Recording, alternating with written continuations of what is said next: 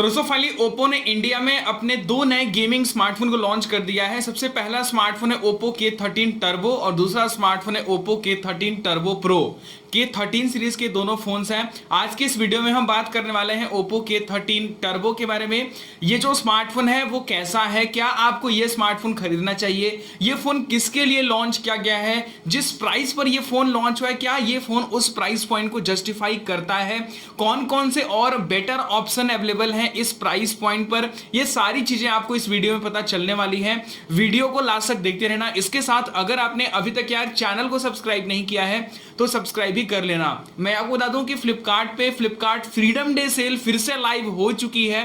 तो यहां पर कुछ जो बेस्ट डील इस बार है स्मार्टफोन के ऊपर, उसको ऑलरेडी मैंने शॉप वाले सेक्शन में ऐड कर दिया है। तो आप शॉप वाले सेक्शन पे क्लिक करके जो बेस्ट स्मार्टफोन है उसे अभी के अभी अपने लिए डिस्काउंट के साथ में परचेज कर सकते हो। अगर हम बात करें बिना टाइम वेस्ट किए ओप्पो के इस नए स्मार्टफोन के बारे में जिसका नाम ओप्पो K13 टर्बो है, तो देखिए ये जो स्मार्टफोन है वो एक गेमिंग स्मार्टफोन है। सबसे पहले हम बात करें स्मार्टफोन के स्पेसिफिकेशन के बारे में कि आखिर ओप्पो इस स्मार्टफोन पे कितना काम किया है, क्या कुछ स्पेसिफिकेशन हमें इस फोन में देखने को मिलते हैं। तो इस स्मार्टफोन में दी गई है एक काफी अच्छी गेमिंग टाइप की डिजाइनिंग।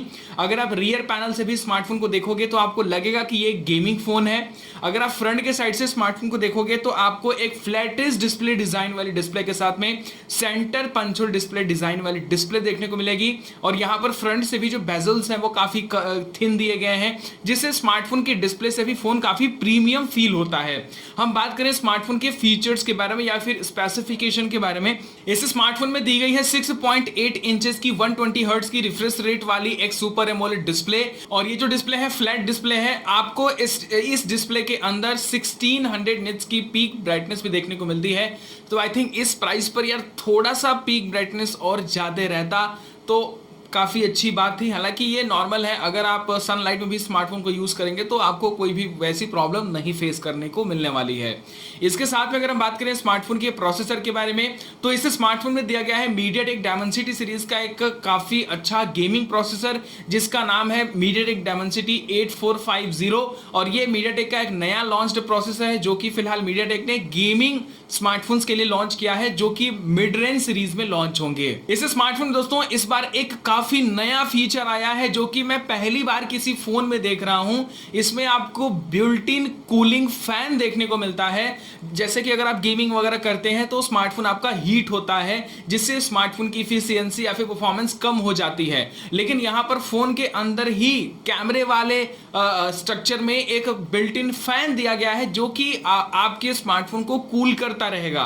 तो ये एक नई टाइप की चीज है, काफी यूनिक है। और मुझे तो लगता है कि ओप्पो ने स्टार्ट किया और आने वाले टाइम में लगभग ज्यादातर जो गेमिंग स्मार्टफोन है उसमें हमें कूलिंग फैन देखने को मिलेगा और धीरे धीरे करके सस्ते फोन्स में भी कूलिंग फैन आने लगेगा। इसके साथ साथ में आपको 50 मेगापिक्सल का OIS बेस्ड रियर कैमरा देखने को मिलता है। इस स्मार्टफोन में 2 मेगापिक्सल का एक और सेकेंडरी कैमरा भी दिया गया है। साथ में अगर हम बात करें स्मार्टफोन की और भी डिटेल्स के बारे में, इसमें 16 मेगापिक्सल का फ्रंट फेसिंग कैमरा दिया गया है सेल्फी के लिए फ्रंट के साइड में। इस स्मार्टफोन में काफी बड़ी बैटरी दी गई है जो कि है 7000 mAh की। अगर आप गेमिंग वगैरह भी करते हो तो आपको बढ़िया परफॉर्मेंस बैटरी बैकअप के अंदर देखने को मिलने वाली है। इसके साथ साथ में आप अगर बात करें चार्जिंग के बारे में तो 80 वाट का चार्जर दिया गया जिससे स्मार्टफोन काफी तेजी से चार्ज हो जाएगा। साथ ही साथ में LPDDR5X रैम है, UFS 3.1 स्टोरेज टाइप है। ये जो स्मार्टफोन है एंड्रॉइड 15 पे लॉन्च हुआ है। साथ ही साथ में आपको IPX9 की रेटिंग देखने को मिलती है। IR ब्लास्टर है, BS चार्जिंग है, इसके साथ साथ में NFC है, ब्लूटूथ वर्जन 5.4 है, वाईफाई 6 है, 8.3 mm इस स्मार्टफोन की थिकनेस है। तो आप देखोगे तो स्मार्टफोन ओप्पो ने काफी बढ़िया लॉन्च किया है और गेमिंग के लिहाज से ही इस स्मार्टफोन को ओप्पो ने जो है वो डिजाइन किया है। हम बात करें स्मार्टफोन की प्राइस के बारे में कि यार प्राइस क्या रखी है, तो देखिए स्मार्टफोन 2 वेरिएंट में लॉन्च हुआ है। पहला वेरिएंट होने वाला है 8GB 128GB और दूसरा वेरिएंट है 8GB 256GB। स्मार्टफोन की जो प्राइस है 8GB 128GB के लिए वो है 27,999 रुपए। इसके साथ साथ में 8GB 256GB के लिए प्राइस है 29,999 रुपए, यानी 30,000 रुपए अगर आप दोगे तो आपको ये सारे फीचर्स देखने को मिलने वाले हैं 8,256 के अंदर। और अगर आप 28,000 दोगे तो आपको ये सारे फीचर्स देखने को मिलने वाले हैं 8,128 के अंदर। तो यार ऑनेस्टली बताऊं प्राइस जो है वो थोड़ी सी ओवर प्राइस्ड हो गई है। अगर ये स्मार्टफोन 25,000 के आसपास की प्राइस पर रहता डायरेक्टली बिना किसी डिस्काउंट बिना कार्ड के, तो ये स्मार्टफोन काफ़ी ज़्यादा बेस्ट रहता, लेकिन थोड़ा सा ये स्मार्टफोन मुझे ओवर प्राइस लग रहा है। आपका क्या ओपिनियन है इसके बारे में हमें जरूर से अपना ओपिनियन कमेंट बॉक्स में बताना। बाकी अगर आप इसे सस्ते में परचेस करने के लिए प्लान कर रहे हैं, फर्स्ट फ्लैश सेल के लिए कार्ड पे ऑफर रखा गया है। अगर आप सिलेक्टेड बैंक का कार्ड यूज करते हो तो आपको 3,000 रुपए का फ्लैट डिस्काउंट मिलने वाला है, जिससे 8 128 GB वाला वेरिएंट 24,999 रुपए की प्राइस पर मिल जाएगा। तो देखिए, अगर आप कार्ड लगाते हो ना, तो कार्ड के लगाने के बाद में जो प्राइस है वो आई थिंक डिसेंट प्राइस है, जिसपे आपको ये स्मार्टफोन परचेस करना चाहिए। और अगर आप 24,999 की प्राइस पर देखोगे, आप एक गेमिंग, देखिए ये स्मार्टफोन सबसे पहली चीज तो सबके लिए बना नहीं है। अगर आपको एक बढ़िया कैमरा सेंट्रिक फोन चाहिए, सारी चीजें चाहिए, तो आपको मैं ये फोन रिकमेंड नहीं करूंगा। आपको फिर अच्छे कैमरा वाले फोन के साथ में जाना चाहिए। लेकिन ये अगर आपको एक बढ़िया गेमिंग फोन चाहिए, आपका बजट जो है 25,000 रुपए के आसपास में है, 25 से 30 के बीच में है, तो फिर उस कंडीशन में आपको ओप्पो के K13 टर्बो 5G स्मार्टफोन को देखना चाहिए, जिसमें गेमिंग वगैरह के लिए काफ़ी सारे फीचर्स दिए गए हैं और यहाँ पर एक डेडिकेटेड फैन भी दिया गया है, कूलिंग फैन दिया गया है।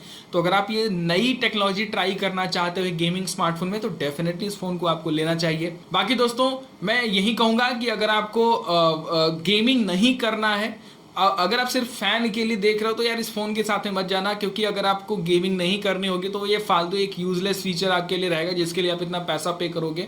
और अगर आप एक अच्छी डिस्प्ले, एक अच्छी कैमरा वाले फ़ोन के लिए तलाश कर रहे हो, तो इस सेगमेंट में और भी बहुत सारे कैमरा सेंट्रिक फ़ोन आते हैं, जिसको आप डेफिनेटली जाकर के परचेस कर सकते हो। और अगर आप गेमिंग के लिहाज से देख रहे हो फ़ोन, तो डेफिनेटली इस फ़ोन को आपको लेना चाहिए। बाकी मैं आपको ये बता दूं कि इस सेगमेंट में वन प्लस का भी एक फ़ोन आता है, जिसमें आपको लगभग सेम फीचर्स देखने को मिलते हैं। अब वो कौन सा फ़ोन है आप मुझे कमेंट बॉक्स में बताना, तो अगर आप चाहो तो आप उसे भी ले सकते हो।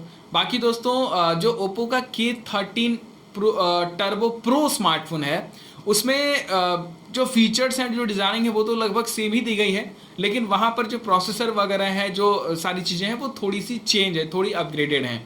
उस स्मार्टफोन के बारे में अगर आपको जानना है कि आपको क्या वो फ़ोन लेना चाहिए, नहीं लेना चाहिए, उसके बारे में क्या डिटेल्स हैं, तो आप मुझे इस वीडियो के नीचे कमेंट कर देना। मैं नेक्स्ट वीडियो उस फ़ोन के ऊपर हिला दूंगा, जहाँ पर मैं आपको सारी चीज़ें क्लियर कर दूंगा कि आपको ओप्पो का K13 टर्बो प्रो स्मार्टफोन खरीदना चाहिए या फिर नहीं लेना चाहिए। बाकी फिलहाल दोस्तों, यह कुछ इस वीडियो में। अगर आपको वीडियो पसंद आई तो वीडियो को लाइक करना, और इसके साथ अगर आपने अभी तक यार चैनल को सब्सक्राइब नहीं किया है, सब्सक्राइब कर लेना। और साथ ही मैं आपको ये भी बता दूं कि कुछ जो बेस्ट डील्स हैं फ्लिपकार्ट से उठा करके, मैंने उसको ऑलरेडी शॉप वाले सेक्शन में ऐड कर दिया है, तो उस पर क्लिक करके आप डेफिनेटली चेक करना, स्मार्टफोन को मत भूलना, और सस्ते प्राइस पर आप ले सकते हो। फ्लिपकार्ट पे फ्रीडम डे सेल चल रही है।